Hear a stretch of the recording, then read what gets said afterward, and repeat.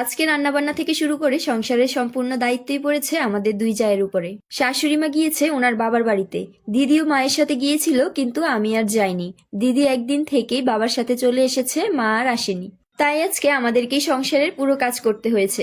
প্রথমে তো বুঝতেই পারছিলাম না কি রান্না করব, তাই দিদি আমাকে বলল ডাল আর ভাত বসিয়ে দেওয়ার জন্য। তাই আমি প্রথমেই ডাল আর ভাত বসিয়ে দিয়েছিলাম।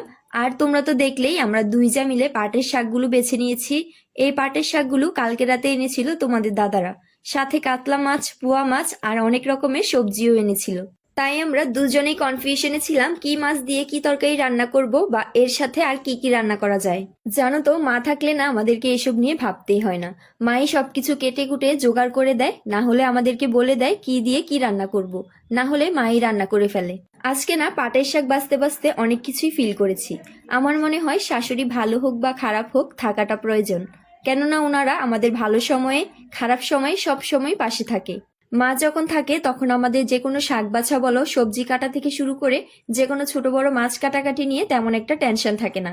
বড় মাছ এমনিতে আমাদের বাজার থেকে সবসময় কেটেই আনে, কিন্তু যখন ছোট মাছ আনে তখন মাই কাটে। তো তোমাদের সাথে কথা বলতে বলতে আমি ডালে ফোড়ন দিয়ে নামিয়ে নিয়েছি, সাথে পোয়া মাছ ভাজি করে পাটের শাকও বসিয়ে দিয়েছি। আচ্ছা, তোমাদের কার কার পাটের শাক খেতে ভালো লাগে?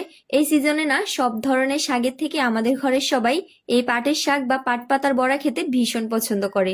আজকেই কিন্তু প্রথমে এই শাক রান্না করেছি। আমি আর দিদি অনেক চিন্তা ভাবনা করে এই তরকারিগুলো মিলিয়েছি। আজকে আর বেশি কিছু রান্না করব না, শুধু পাটের শাক, ডাল আর আলু টমেটো দিয়ে পোয়া মাছের ঝোল। দিদি আমাকে পোয়া মাছ রান্না করার জন্য আলু টমেটো কেটে দিয়ে মাছগুলোও ধুয়ে দিয়েছিল। এই গরমে না সাদামাটা তরকারি খেতেই বেশি ভালো লাগে। আর এই গরমের সিজনে যেহেতু পোয়া মাছটা বেশি পাওয়া যায়, তাই তোমরা এখন আমাদের ভিডিওতে প্রায় পোয়া মাছের তরকারিটা দেখতে পাবে। তো সবশেষে আমি আলুগুলো ভেজে মশলা কষিয়ে আলু টমেটো দিয়ে মাছের ঝোলটা বসিয়ে দিয়েছি।